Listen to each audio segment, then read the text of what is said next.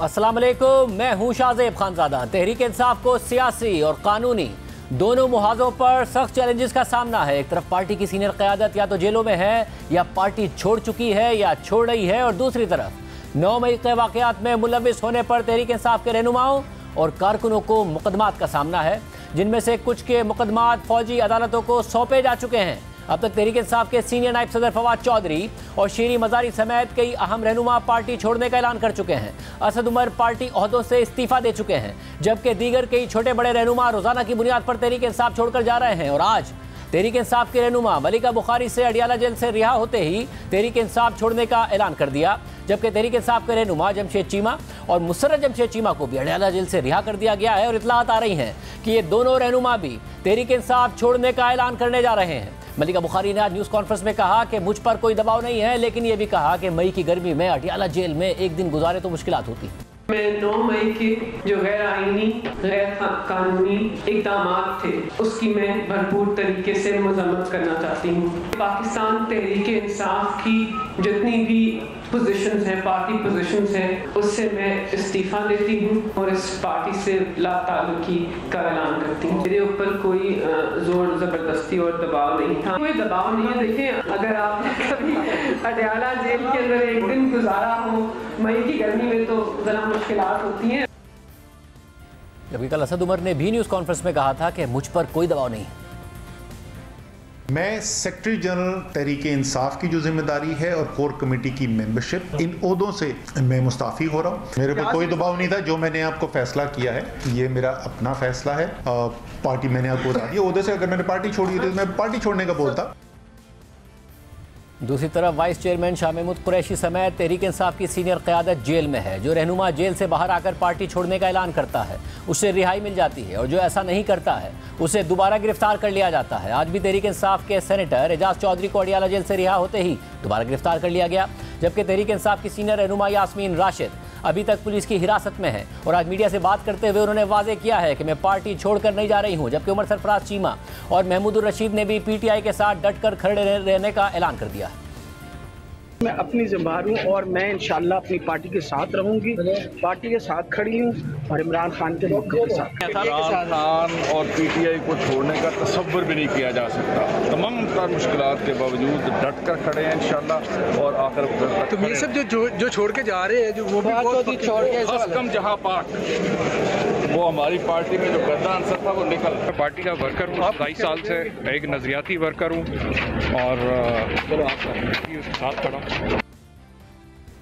दूसरी तरफ लाहौर की इंसदाद दहशतगर्दी की अदालत ने जिना हाउस में तोड़फोड़ और जलाओ घेराव के मुकदमे में आर्मी एक्ट के तहत ट्रायल के लिए साबिक MPA मियां अकरम उस्मान समेत 16 मुल्जिमान को कमांडिंग अफसर के हवाले कर दिया है। अदालती फैसले में कहा गया है कि कमांडिंग अफसर के मुताबिक मुल्जिमान के खिलाफ आर्मी एक्ट के तहत ट्रायल हो सकता है और अब मुल्जिमान के खिलाफ मजीद कार्रवाई आर्मी एक्ट 1952 के तहत होगी। इसके अलावा इमरान खान समेत तहरीक इंसाफ के 600 से जायद रहनुमाओं और साबिक अरकान असेंबली के नाम नो फ्लाई लिस्ट में शामिल कर दिए गए हैं। FIA के ज़राए के मुताबिक इमरान खान की अहलिया बुशरा बीबी का नाम भी नो फ्लाई लिस्ट में शामिल किया गया है। इसके अलावा मुराद सईद, मलिका बुखारी, फवाद चौधरी, हम्माद अजहर, कासिम सूरी, असद कैसर, यास्मीन राशिद और मियां असलम इकबाल का नाम भी नो फ्लाई लिस्ट में शामिल किया गया है। ज़राए का दावा है कि गुज़िश्ता 3 रोज़ में बाज़ ओहदेदारों ने बैरून मुमालिक जाने की कोशिश भी की थी, जिनको एयरपोर्ट पर रोका गया। उनको बैरून मुल्क सफ़र से रोकने के लिए नाम पुलिस, CTD और खुफिया इदारों ने इरसाल किए थे। लेकिन इन सारे चैलेंजेस के बावजूद इमरान खान ने कहा है कि जिसे मैं टिकट दूंगा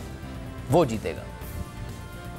सारी लीडरशिप अंदर डाली हुई है और निकलने का सिर्फ एक तरीका है कि वो जादू के लफ्ज कह दो। वो जिस तरह होता था ना, खुल जा सम सम, आप जादू का लफ्ज कह दें कि जी मैं तहरीक इंसाफ में नहीं हूं, तो आप रिहा हो सकते। जब आप ये कहेंगे कि मैं तहरीक इंसाफ छोड़ रहा हूं तो सब कुछ ठीक हो जाएगा, आपके सारे गुने माफ हो जाएंगे। फर्ज मल सारे भी छोड़ देते हैं तहरीक इंसाफ को। मैं आज आपको कह रहा हूं, जिसको मैं PTI का टिकट दूंगा वो इंशाल्लाह जीतेगा। एक ही जो हमारे पास रास्ता है सोशल मीडिया, उसको कंट्रोल करने के लिए मेरे घर सारा इंटरनेट काट दिया। इतना खौफ और हिरासा फैलाया और मैंने खुद कहा हुआ अपने लोगों को कि चुप जाओ। आज मैं कमेटी बनाने के लिए तैयार हूं। किसी से भी वो जो भी इस वक्त ताकतवर लोग हैं, मैं उनसे जाके वो बात करें। दूसरी तरफ आज मुल्क भर में यौम तकरीम शहदा मनाया गया और इस सिलसिले में मुख्तलिफ तकारीब का इनेकाद किया गया, जिसमें पाक फौज के शहदा की कुर्बानियों का एतराफ़ और उन्हें खराज तहसीन पेश किया जा रहा है। यौम तकरीम शहदा की मरकजी तकरीब GHQ रावलपिंडी में हुई, जिसमें आला अस्करी क़यादत और जवानों के अलावा साबिक army chief general Qamar Javed Bajwa ने भी शिरकत की। Army chief general Asim Munir ने आज पुलिस लाइन इस्लामाबाद का दौरा भी किया, जहाँ उन्होंने पुलिस के शहदा के लवाहिकीन से खिताब करते हुए कहा कि शहदा की यादगारों की बेहुरमती और उनके वक़ार को मजरूह करने वालों को ना कौम माफ़ करेगी और ना ही भूलेगी, और ऐसे अमर को बर्दाश्त नहीं किया जाएगा। फौज, पुलिस और कानून नाफिज करने वाले इदारे रियासत की अलामत हैं और सीसा पिलाई दीवार के मानिंद हैं। कानून नाफिज करने वाले इदारे मुल्क के वक़ार की खातिर किसी कुर्बानी से दरेग नहीं करते। अवाम और फौज शहदा के लवाहिकीन के साथ हैं और रहेंगे।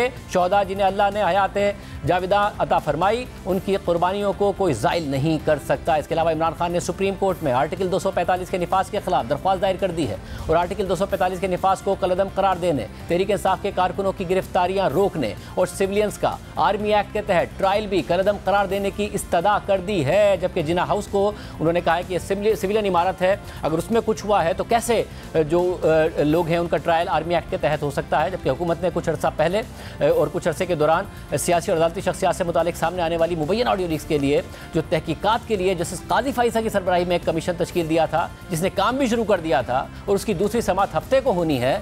मगर चीफ जस्टिस उमरता बदियाल ने सुप्रीम कोर्ट बार के सदर आबिद जुबैरी की दरख्वास्त पर अपनी सरबराही में एक 5 रुकनी बेंच बना दिया है, जो कल ही इस केस की समाअत करेगा। वफाकी वज़ीर दाखिला राना सनाउल्लाह साहब हमारे साथ मौजूद हैं। राना साहब, बहुत शुक्रिया मुझे ज्वाइन करने के लिए। राना साहब, कोई चीज़ एडअप नहीं कर रही है। ये तो नहीं हो सकता कि पाकिस्तान पीपल्स पार्टी और नून लीग के अगर कारकुन हैं वो महीनों जेल में रहें, आपके ऊपर मुकदमा हुआ जिसकी सज़ा मौत थी, आप जेल में रहे, जेल से निकले तब भी आपने कहा नवाज शरीफ के साथ खड़े हैं, और फवाद चौधरी हों, मलिका बुखारी हों, असद उमर हों, डॉक्टर शेरी मज़ारी हों, वो कह रहे हैं हम पे कोई दबाव भी नहीं है, कोई दूसरा मामला भी नहीं है, मगर हम पार्टी छोड़ने का ऐलान कर रहे हैं।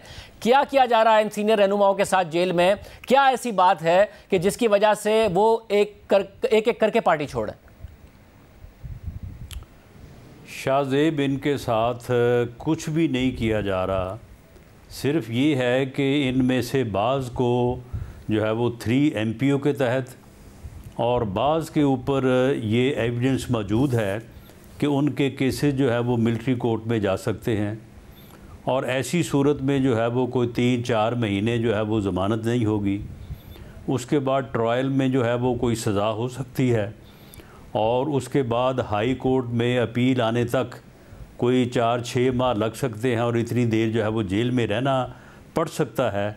ये इनके साथ अब तक की कहानी जो है वो है।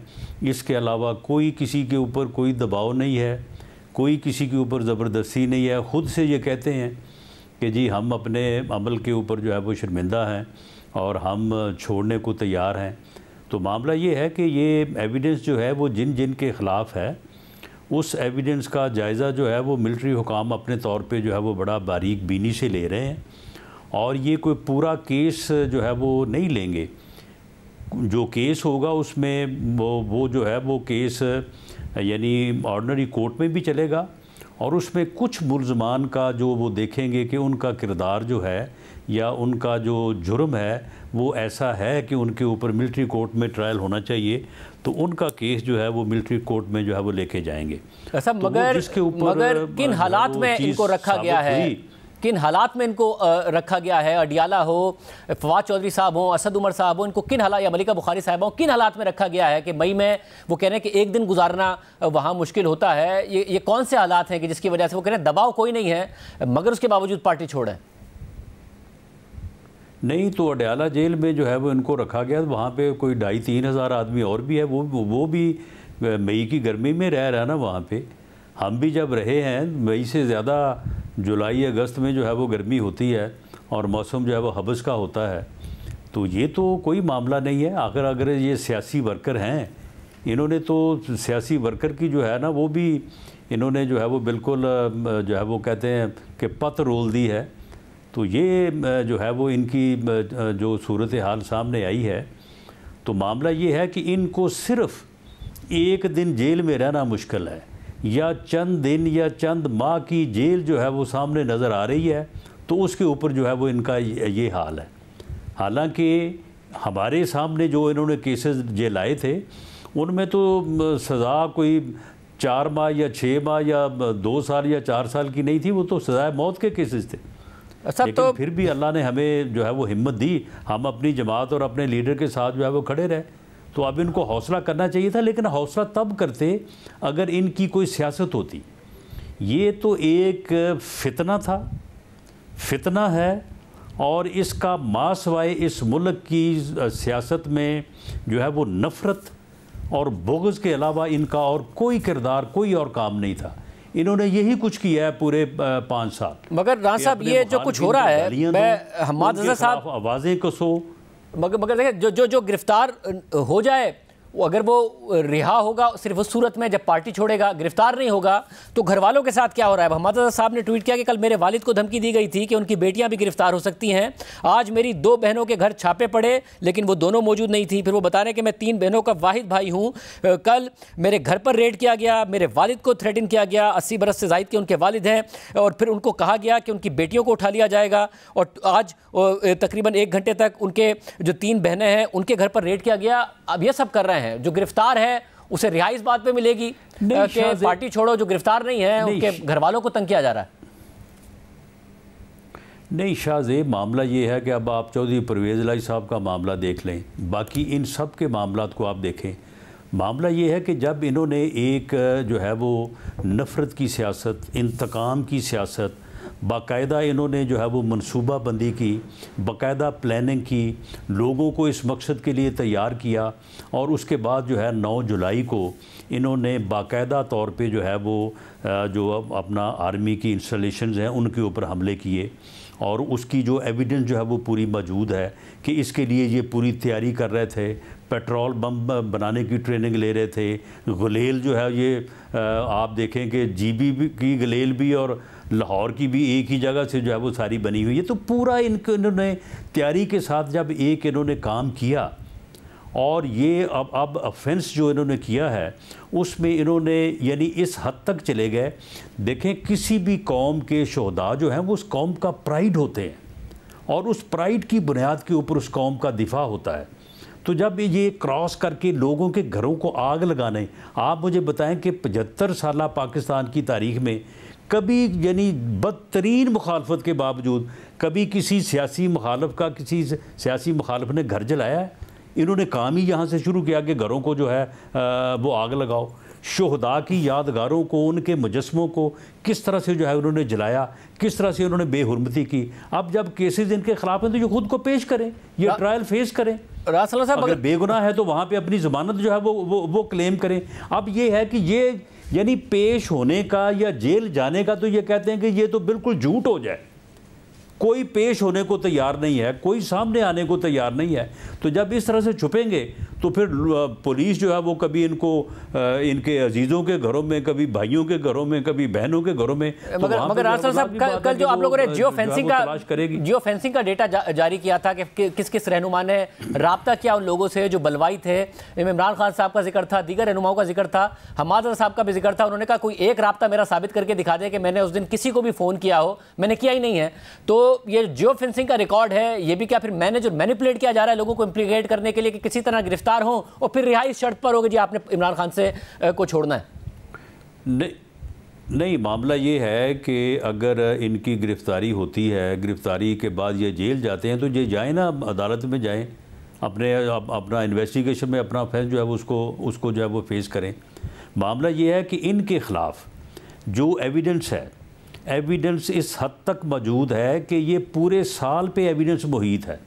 ये पूरा साल जो है ये आप मुझे बताएं कि इनके जो सोशल मीडिया पे इनके अकाउंट हैं, वहाँ पे जिस किस्म की गुफ्तगू, जिस किस्म का जो है ये यानी ज़हन साजी ये करते रहे हैं, तो ये तो हर एक के ख़िलाफ़ जो ये किस तरह से कहते थे कि जी अवाम फट पड़ेंगे, अवाम जब बाहर निकलेंगे आपको छुपने के लिए जगह नहीं मिलेगी, अवाम जो है वो चर दौड़ेंगे, अवाम जो है वो हर चीज़ को बहा के ले जाएंगे। ये किस बात के इशारे करते थे? मगर सारी तैयारी जो है ये इसी मकसद के लिए कर रहे थे, लेकिन उसमें अवाम इनके साथ नहीं थे।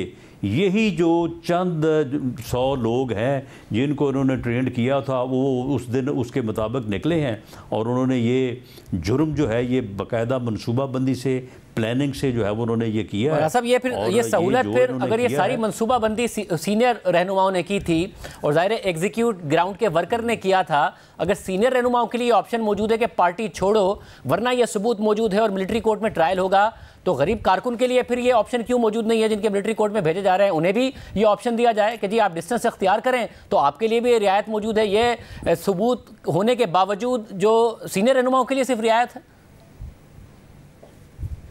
नहीं, देखें जो इन्वेस्टिगेशंस हो रही हैं, जो इनके मुतल्लक जो है वो सबूत सारे इकट्ठे हैं, मैंने जिस तरह से अर्ज़ किया है कि कोई ज़रूरी नहीं है कि सब के केस मिलिट्री कोर्ट में चलें, ऑर्डनरी कोर्ट्स में भी जो है वो केस चलेंगे। तकरीबन 282 FIRs दर्ज हुई हैं, उनमें से 105 जो हैं वो ATA कोर्ट में चलेंगी और बाकी जो ऑर्डनरी कोर्ट में चलेंगी। जो मिलिट्री कोर्ट में केसेस जा रहे हैं, मेरा नहीं ख्याल कि उनकी तादाद जो है वो 5-7 से ज़्यादा होगी, और जो मुल्ज़मान गिरफ़्तार हैं उनमें से चंद दर्जन लोग होंगे जिनकी तादाद जो है वो होगी जो मिलिट्री कोर्ट में जिनका ट्रायल होगा। अब देखें, हर आदमी का जो जुर्म है उसकी एक अपनी नोयत है, उसके मुताबिक उसका फ़ैसला होगा कि वो ऑर्डनरी कोर्ट में फ़ाल करता है, ATA में फ़ाल करता है, या वो मिलिट्री कोर्ट में फ़ाल करता है। लेकिन यहाँ पे जिस आदमी के ख़िलाफ़ जो है वो जो सबूत होगा वो पूरी तरह से जो है वो सब्सटेंशिएट करेगा, तो फिर ही उसके ख़िलाफ़ जो है वो केस चलेगा। इसमें बहुत सारे लोग होंगे जो माफ़ी तलाफ़ी के ऊपर, शर्मिंदगी के ऊपर जो है वो उनकी रिहाई या उनकी माफ़ी हो सकेगी, और बहुत सारे लोग ऐसे होंगे कि जिनकी माफ़ी नहीं हो सकेगी, जिनका मगर साहब ये सारा कुछ ट्रायल के कंक्लूड होने के बाद भी अगर कोई आदमी जो है वो अदालत के सामने भी शर्मिंदगी का इजहार करे, अदालत के सामने भी जो है वो अपने आप को गिल्टी प्लीड करे और माफ़ी का खासगार हो, तो वहाँ पे भी जो है सज़ा में राहत दे दी जाती है, सज़ा में कमी ले आई जाती है। मगर साहब ये सारा चीज़ जो है ना, ये तो इस मरहले पे भी और अगले मरहले पे ये चीज़ तो रहेगी। मगर साहब ये सब कुछ सिविलियंस के साथ होगा। जो कमर जावेद बाजवा साहब हैं वो अपने बहुत सारे जराइम मान चुके, आप लोग उन पर इल्ज़ाम लगा चुके, इमरान खान अलग उन पर इल्ज़ामात लगाते हैं। वो आज यौम शोहदा पर मौजूदा आर्मी चीफ के सीधे हाथ पर बैठे हुए थे। सिविलियंस के साथ होगा, उनके साथ कुछ नहीं होगा, उनका कोई एहतसाब नहीं होगा। नहीं, देखिए, उनके ऊपर अगर ये जो जनाह हाउस को आग लगाई गई है, या जो GH के ऊपर हमला किया गया है, या जो पंजाब रेजिमेंट मर्दान पे हमला किया गया और बाद में वहाँ पे कर्नल शेर खां का जो है वो मुजस्मा उसको जलाया गया, उसकी बेहुरमती की गई, अगर इन वाक़यात में उनका भी कोई अमल दखल है, आपके पास कोई एविडेंस है, तो आप बिस्मिल्लाह करें। साहब इन तमाम चीज़ों का एक तकद्दुस है, हो सकती है, इन तमाम चीज़ों का एक तकद्दुस है, मगर मुल्क के आइन का भी एक तकद्दुस है जिसको तोड़ने का, अपने ओथ को तोड़ने का जनरल बाजवा बार बार एतराफ़ कर चुके हैं, इंटरव्यूज़ में कह चुके हैं कि फरवरी 2021 तक तो बाकायदा उनकी इन्वॉल्वमेंट मौजूद थी और मुदाखलत मौजूद थी, बहुत सारी बातें मान चुके हैं। तकद्दुस है उसका भी।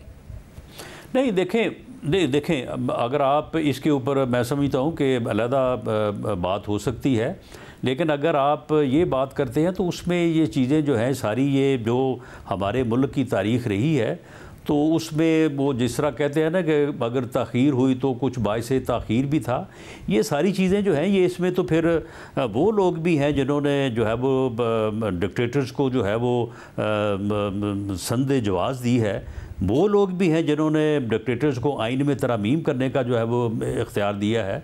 ये सारी चीज़ें जो है ना, ये तो फिर होलिस्टिक लेवल पे ऊपर जो है वो देखी जानी चाहिए, लेकिन ये हक़ किसी को नहीं पहुंचता कि वो उठे और जाके जो है वो किसी के घर को आग लगा दे, पहले घर को लूटे, उसके बाद मगर फैसल बाउडा भी इल्जाम लगा रहे हैं, किसी को नहीं पहुंचता कि वो शोहदा की यादगारों की बेहुरमती इस अंदाज से करे कि उनकी फैमिली जो है उनको जल्दी तड़पा के रख दे। मगर 190 मिलियन पाउंड के केस में 190 मिलियन पाउंड के केस में फैसल बाउडा इल्जाम लगा रहे हैं कि जनरल फैज़ हमीद बहुत बड़े बेनिफिशरी थे, तो बाकी सबका एहतसाब होगा या फिर जनरल फैज़ हमीद का भी एहतसाब होगा, उनके हवाले से भी तहकीकात होंगी? वो तो कह रहे हैं शहजाद अकबर को बाहर निकालने में उनका हाथ था।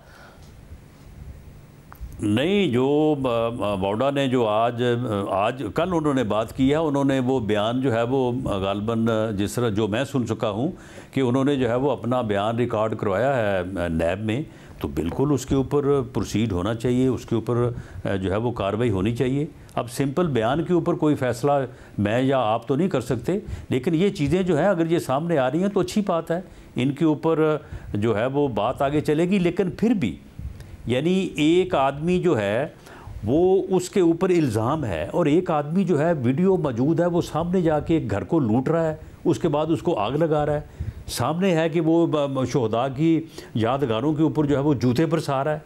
तो ये फ़र्क है। बहुत शुक्रिया। राना सनाउल्लाह साहब हमारे साथ मौजूद थे, गुफ्तगू आपने सुनी है, तफसीलात बता रहे थे। आज इमरान खान सुप्रीम कोर्ट में एक पटिशन लेके गए हैं, मगर उस पटिशन में उन्होंने खुद सुप्रीम कोर्ट को भी चार्जशीट कर दिया है। बहुत सारे हकाइक हैं जो उस एक पटिशन में सामने आते हैं, हम पूरी तहकीक आपके सामने रखेंगे ब्रेक के बाद।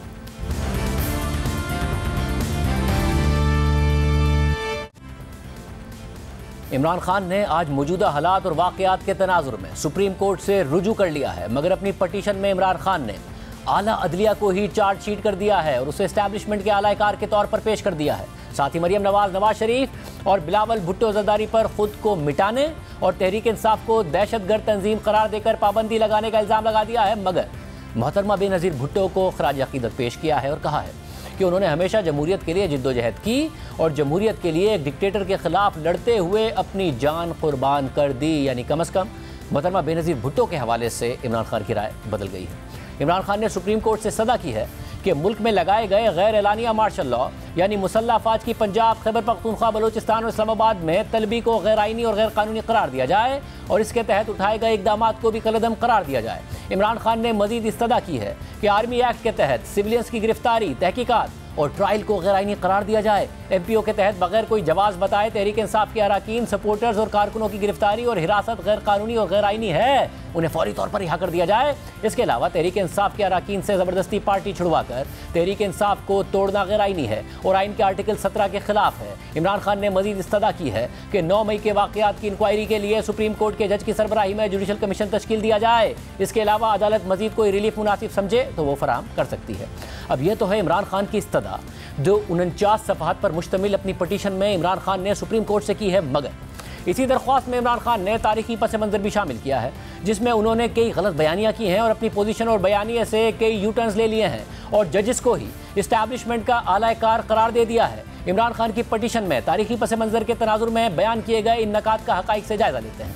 इमरान खान ने अपनी दरख्वास्त के 5वें नुक्ते में लिखा है कि कुछ TV चैनल्स और मीडिया के लोगों ने गलत अफवाहें फैलाईं और तहवील में मुझ पर टॉर्चर की तस्वीर और मेरी मौत की अफवाहें सर्कुलेट की गई, जिससे ऐसा लगता है कि यह जानबूझकर किया गया ताकि लोगों को उकसाया जाए और लोगों के दरमियान बदअमनी और नाराज़गी पैदा की जाए।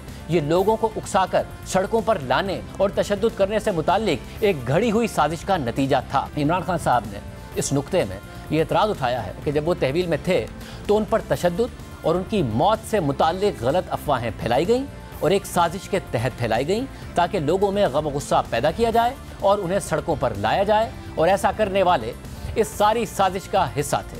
अब इमरान खान इसका इल्ज़ाम TV चैनल्स और मीडिया के लोगों पर लगा रहे हैं, मगर अहम बात यह है पाकिस्तान के मेन स्ट्रीम मीडिया ने तो ये गलत अफवाहें नहीं फैलाईं, लेकिन इसका जायज़ा लेना ज़रूरी है कि इमरान खान की गिरफ्तारी के बाद उन्हें तहवील में तशद्दुद करने की और उनकी मौत से मुताल्लिक गलत अफवाहें फैलाई किसने थी। इसका जायज़ा लेते हैं। 9 मई को जिस दिन इमरान खान गिरफ्तार हुए उस दिन इमरान खान के वकील इंतजार हुसैन पंचोता ने ट्वीट किया कि अगवा के वक्त इमरान खान के सर पर नोकदार कीलों वाले डंडे चलाए गए।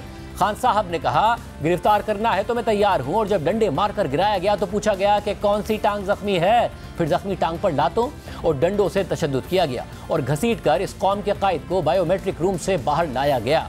9 मई को ही तहरीक इंसाफ के रहनुमा हम्माद अजहर ने ट्वीट किया कि इमरान खान पर दौरान गिरफ्तारी तशद्दुद की इतलात आ रही हैं, पूरी कौम अपने कायद के साथ खड़ी है और आज पूरा पाकिस्तान बाहर निकलेगा। ये ट्वीट भी आपके सामने इस वक्त स्क्रीन पर मौजूद है। फिर 9 मई को वकार मलिक नामी ट्विटर अकाउंट से ट्वीट हुआ कि दौरान हिरासत इमरान खान पर तशद्दुद की इतलात आ रही हैं, जख्मी टांग से खून जारी है। इस ट्वीट को हम्माद अजहर ने रीट्वीट किया और कहा कि मुसलसल इतलात आ रही हैं कि इमरान खान पर तशद्दुद किया जा रहा है। याद रखें, अगर इमरान खान को कुछ हुआ तो कौम माफ नहीं करेगी। और फिर इमरान खान की टांग से खून निकलने वाली ट्वीट को PTI रावलपिंडी के ऑफिशियल अकाउंट ने भी रीट्वीट किया। फिर 9 मई को ही तहरीक इंसाफ के रहनुमा मुराद सईद ने ट्वीट किया कि इमरान खान की जिंदगी को शदीद खतरा है, उनको अगवा करने वालों के हाथ खून से रंगे हुए हैं। फिर 9 मई को ही तहरीक इंसाफ के रहनुमा फरूख हबीब ने ट्वीट किया कि इतलात के मुताबिक इमरान खान साहिब को रात के आखिरी पहर में पुलिस लाइन हेडक्वार्टर इस्लामाबाद मुंतकिल किया गया है। रात के अंधेरे में वहाँ ये क्या करना चाहते हैं, ये बहुत बड़ा सवालिया निशान है। जिनकी तहवील में इमरान खान है उन्हीं से इमरान खान की जान को खतरा है। फिर 9 मई को इमरान खान के भांजे हसन नियाजी ने ट्वीट किया कि इमरान खान की जान खतरे में है। फैसल फैसल नसीर उन्हें कत्ल करने की कोशिश कर सकता है, कौम को उठना पड़ेगा। फिर 9 मई को ही इमरान खान के भांजे हसन नियाजी ने ट्वीट किया कि तुमने मेरे लीडर पर जिस्मानी तौर पर हमला किया है, अवाम इसका रद्द-ए-अमल देगी, फैसल नसीर क्या तुम इसके पीछे हो। फिर 9 मई को ही तहरीक इंसाफ के ऑफिशियल अकाउंट ने इमरान खान की गिरफ्तारी पर ट्वीट किया कि इन्होंने इमरान खान को बुरी तरीके से धक्का दिया और जख्मी किया। पाकिस्तानी लोगों, ये वक्त मुल्क बचाने का है, आपको कोई दूसरा मौका नहीं मिलेगा। इस ट्वीट को इमरान खान के भांजे हसन नियाजी ने रीट्वीट किया और लिखा कि इमरान खान की टांग पर सूजन थी, तुमने उस पर हमला किया, तुम्हें कीमत अदा करनी होगी, अल्लाह देख रहा है, अवाम देख रही है। फिर 9 मई को हसन नियाजी ने एक निजी टीवी चैनल की खबर को रीट्वीट किया जिसमें हसन नियाजी से ही मंसूबे बयान चलाया गया था कि इमरान खान की जान खतरे में है, कौम को उठना पड़ेगा।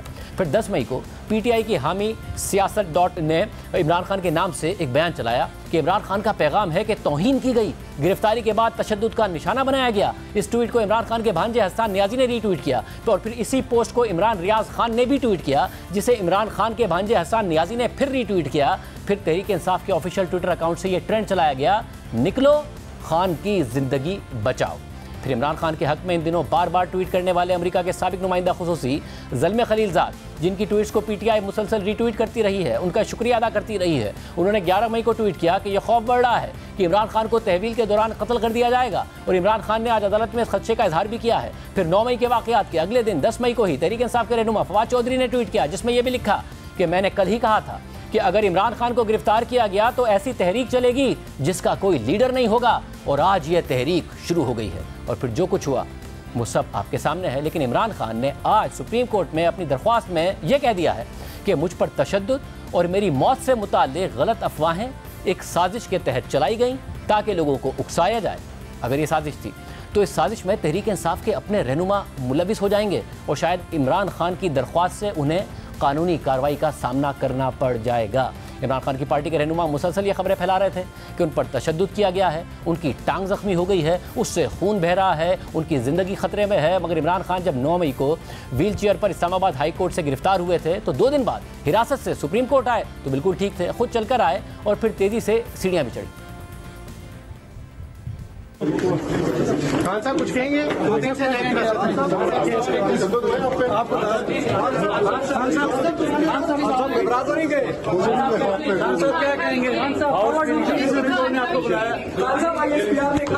75 सालों में दुश्मन नहीं कर सको। ताहम इमरान खान की पटिशन में मौजूद गलत बयानियाँ यहाँ भी ख़त्म नहीं होती हैं। अपनी पटिशन के नुक्ता नंबर 9 में उन्होंने एक ऐसा मौक़िफ़ अपनाया है कि जिसने आला अदलिया को चार्जशीट कर दिया है।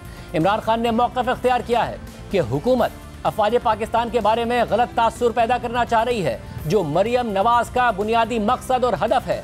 मरियम नवाज़ इस मामले को एक ऐसे मौके के तौर पर देख रही हैं कि जिसके ज़रिए वो इस्टेब्लिशमेंट की जानिब से अपने वालिद को इक़्तिदार से निकाले जाने का बदला ले सकें।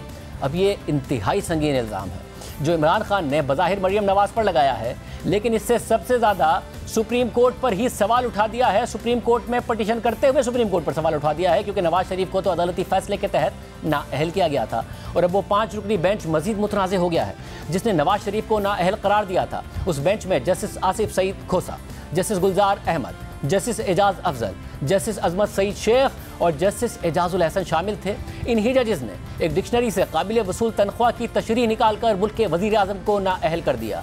इन्हीं जजेस ने खुद व्हाट्सएप कॉल के जरिए अपनी मर्जी के अफसरान पर मबनी GIT बनाई और उनको हीरे के किरदार वाले अफसरान कहा। फिर मातहत अदालत में केस चला तो जस्टिस एजाजुल हसन मॉनिटरिंग जज बने और फिर नवाज शरीफ और उनकी बेटी को सज़ा हुई और वो जेल गए। और आज इमरान खान उसी सुप्रीम कोर्ट को अपनी पटिशन में बता रहे हैं कि नवाज शरीफ को इस्टेब्लिशमेंट ने निकाला था और मरियम नवाज इस्टेब्लिशमेंट से इसका बदला ले रही हैं। यानी इमरान खान मान रहे हैं कि नवाज शरीफ को मेरिट पर नाअहल नहीं किया गया था, बल्कि इस्टेब्लिशमेंट ने उन्हें इक़्तिदार से निकाला था और सुप्रीम कोर्ट के जजेस आला-ए-कार बन गए थे। गुज़िश्ता 6 साल से मुसलसल आला अदलिया और इस्टेब्लिशमेंट पर यह इल्ज़ाम लग रहा था और नवाज शरीफ के आज सबसे बड़े हरीफ, सियासी हरीफ यानी खुद इमरान खान ने भी इस तासुर पर मोहर लगा दी है और इसकी तस्दीक कर दी है और सुप्रीम कोर्ट में ही अपनी पटिशन में कर दी है। इसके अलावा इमरान खान की सुप्रीम कोर्ट में जमा कराई गई दरख्वास्त के नुक्ता नंबर 11 में मौक़िफ़ अपनाया गया है कि मेरे मौक्कल यानी इमरान खान 2018 में आम इंतखाबात जीत कर वज़ीर आज़म मुंतखब हुए। इस दौरान नैब, जो कि एक कानूनी तफ्तीशी इदारा है, वो मुख्तलिफ अफराद के खिलाफ आज़ादाना इंक्वायरी और मुकदमे चला रहा था।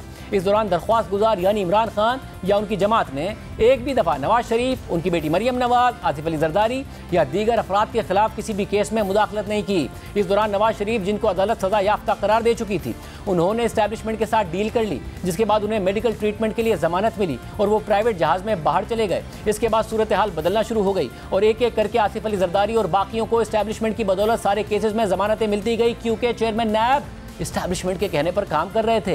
इन लोगों ने एहतसाब अदालत के जजों और दीगर को ब्लैकमेल करने समेत हर तरह के हथकंडों का इस्तेमाल किया, सहारा लिया, जिनकी वीडियो मुनज़्ज़म तरीके से अपने मकासद हासिल करने के लिए लीक की गई।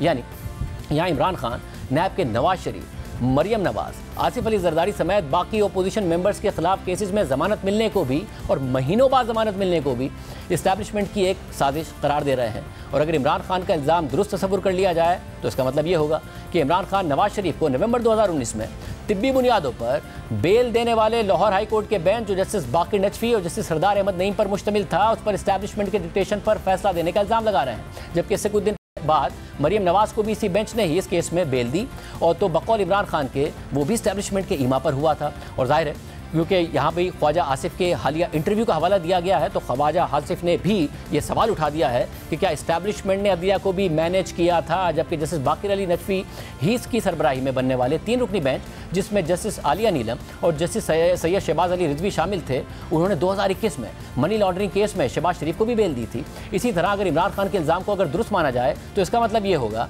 कि आसिफ अली जरदारी को 2019 में जमानत देने वाले इस्लामाबाद हाई कोर्ट के जजेस जस्टिस अतर मिनल्लाह और जस्टिस आमिर फारूक पर भी इस्टेब्लिशमेंट के कहने पर जमानत देने का वो इल्ज़ाम लगा रहे हैं। जबकि इन्हीं जस्टिस अतर मिनल्लाह और जस्टिस लुबना सलीम परवेज़ ने एहसन इकबाल और शाहिद खान अब्बासी को भी जमानत दी थी। यहाँ तक कि मिफ्ता इस्माइल को भी इस्लामाबाद हाई कोर्ट के जस्टिस अतर मिनल्लाह और जस्टिस मियां गुल हसन औरंगजेब ने ही जमानत दी थी। जबकि हमजा शहबाज को मनी लॉन्ड्रिंग केस में 2021 में जमानत देने वाला लाहौर हाई कोर्ट का बेंच, जिसकी सरबराही जस्टिस सरदार सरफराज डोगर कर रहे थे, वो भी इमरान खान के इल्ज़ाम के मुताबिक इस्टेब्लिशमेंट के कहने पर किया गया। इसी तरह फरवरी 2020 में हमजा शहबाज को रमजान शुगर मिल केस में जस्टिस मज़ाहिर अली नकवी ने जमानत दी थी, जिनकी ऑडियो लीक सामने आई हैं, तो इमरान खान उनके साथ खड़े हो गए हैं, मगर जमानतें इस्टेब्लिशमेंट के डिक्टेशन पर देने का इल्ज़ाम लगा रहे हैं। और अगर इमरान खान का इल्ज़ाम दुरुस्त मान लिया जाए तो इसका मतलब है कि ख्वाजा आसिफ, जिनके खिलाफ नैब का मनी लॉन्ड्रिंग का केस था, उन्हें 2021 में जमानत देने वाला लाहौर हाई कोर्ट का जस्टिस आलिया नीलम और जस्टिस शहबाज रिजवी पर मुश्तमिल बेंच भी इस्टेब्लिशमेंट की डिक्टेशन पर ऐसा कर रहा था। जबकि इनमें से बाज़ जजेस तो वो हैं